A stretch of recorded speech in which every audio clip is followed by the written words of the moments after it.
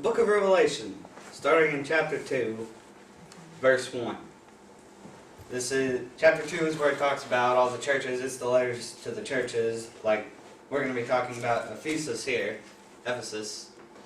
And chapter 2, verse 1 through 4. When you have it, say amen. Amen. Amen. Amen. Unto the angel of the church of Ephesus write, These things saith he that holdeth the 7 stars in his right hand, who walketh in the midst of the 7 golden candlesticks.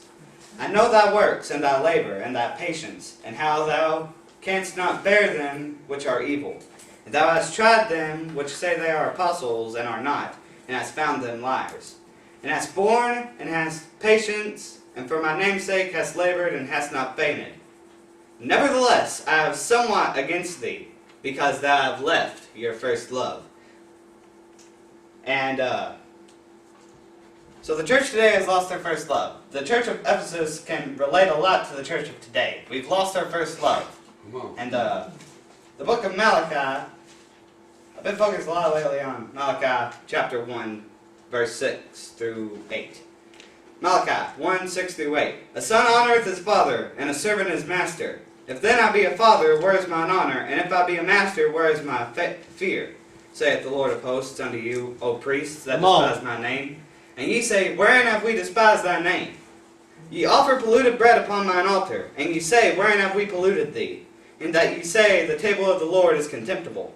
And if ye offer the blind for sacrifice, is it not evil? And if ye offer the lame and sick, is it not evil? Offer it now unto thy governor. Will he be pleased with thee and accept thy person, saith the Lord of hosts? So, the book of Malachi here, 1, 6 through 8, talks about the priests. They had lost their sight with things. They started offering the bad sheep. Amen. They were supposed to offer the perfect sheep, but they were offering the spotted lambs. They were keeping what they wanted for themselves. Yeah. And so, praise is a lot like that. The way the church praises today is a lot like that. They offer the fake things. Come on. You know, they say, well, this song, everybody else is praising, I'm going to praise too.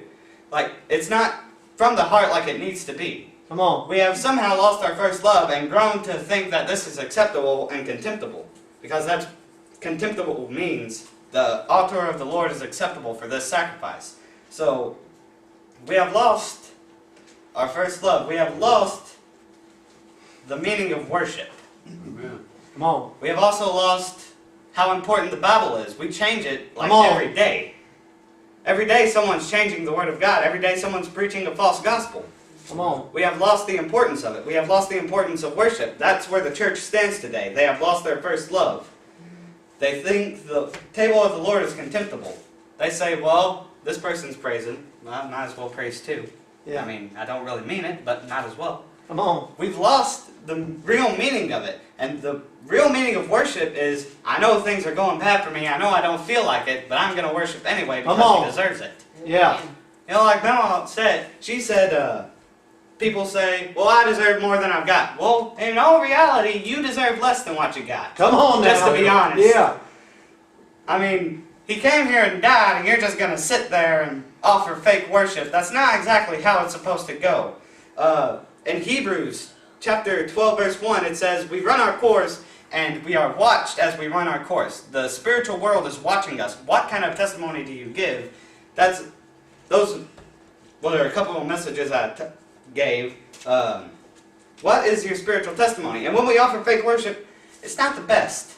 I mean, we offer fake things, and it's easy to see through. And the devil can easily manipulate that. He can easily crawl in and do what he wants. Come on. If you already don't feel like worshiping when you're in your regular state, how are you going to be whenever you're, sick or something's wrong? Come on. Like, Come on. if you're not going to worship now, you're not going to worship at all. Come on. That's just the way it is. And it's not good that we've got to that point, but it's the way the church is nowadays. We've lost our first love, and we have lost the importance of worship and teaching of the Word. Come on. Amen. It is important today to find a good Bible-teaching church, a good Amen. Bible-teaching preacher. Because there are so many that just say, oh, it's all in you. You can make your best life. Come on. It's all focused on you. You know, the devil's the writer of all that stuff. Come on. I mean, he's the first one that said it. Yeah. I want to be like God. I can be like God. And then he was thrown out. Amen. Adam and Eve, you can be like God if you eat from this tree. Come on. In reality, it just got them all in trouble. Amen. I mean, we have lost the importance of real worship. We have lost the importance of the real teaching. And when you lose that, you lose a lot of stuff. You're done. Come on. Yeah. Amen. That's what I had to teach. Praise the Lord. Amen. Amen.